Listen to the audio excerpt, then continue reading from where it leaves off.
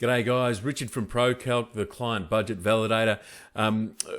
Today we're going to talk about 5 mistakes that builders make when they're pricing projects and how to avoid them. And look, what we've found is that the way builders price their jobs, they can be losing a lot of money if they're making these mistakes. So mistake number 1 is basically not pricing for job source. So in other words, if the job's coming from an architect or a designer, then an architect or a designer will be wanting to make sure that their design intent is retained in the build. So what that means is that you need to actually add in some margin in there, or add in some costs for making sure that you fulfill that.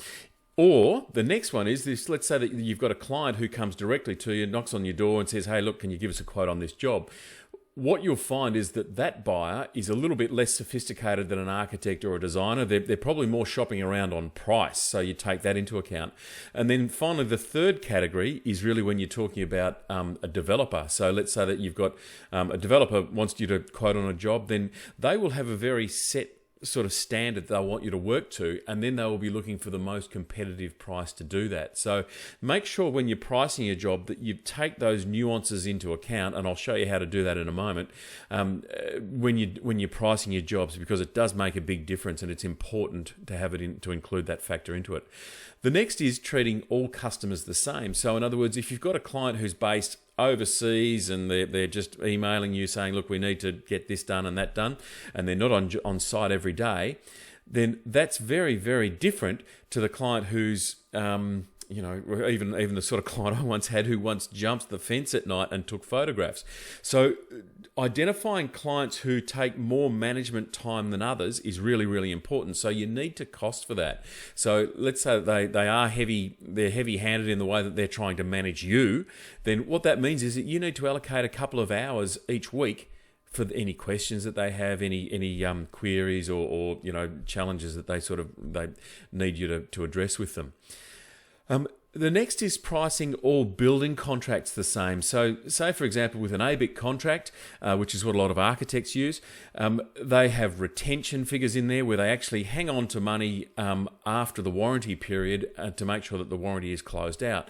So there's that sort of thing. There's also obviously the architect is supervising the job, as well as that. There are, liquidated damages come into play and that sort of thing. So if you've got more risk in a job, more financial risk in a job, then you do need to factor that risk in. And that can easily, and just alone can be tens of thousands of dollars. So make sure that you do factor that in. And by the way, most architects anticipate that you will do that. So if they're going to be hanging on to some of your money, then you need to charge for the cost of that money or the interest of that money. All right, so that's the third one. Fourth one is charging the wrong margin for the job type. So say, for example, if you're a builder who's building regional projects and it's volume or project builds in a regional town, then the margin on that will be much lower than, for example, a margin that a builder who's building, say, architectural projects that are on very tight sites in a metro jobs in big cities. They tend to be much, much larger. And so we'll show you shortly how to manage all that. But they are dramatically different. And there's a whole scale in between, so pretty much 13% right through to 33% margins. So that's that. And then finally, charging the same margin for all jobs. So let's say that you've got $1 million job versus a $300,000 job. Let's say that the $1 million job, let's say that your profit on that job is $1 million. Oh, sorry, not $1 million, $100,000. So what you would do is you'd say, all right, well, we know we're going to make $100,000 on that job. If you've got another client that comes along and says, look, I've got this $300,000 job, you need to explore ways that you can also get a similar return. And the reason why I say that is because the effort that you put into managing a $300K job versus a $1 million job is not that different. You've still got to brief all the same trades. You've still got to go through the same management of paperwork. You've still got to go through the management of the client. All of those things are pretty much the same. So I would encourage you to always try and be getting the same returns for both of those jobs.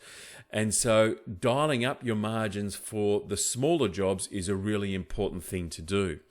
So The easiest way to see how that all works is that in ProCalc we actually factor all of those things into the pricing, so that when a client first comes along and says, hey, can you tell us what this job is worth, and they're waving a concept around, and when you put it through ProCalc, we actually factor all of these things into those numbers. So you can take a free trial at procalc.com.au. Go for it. Have a good day. See ya.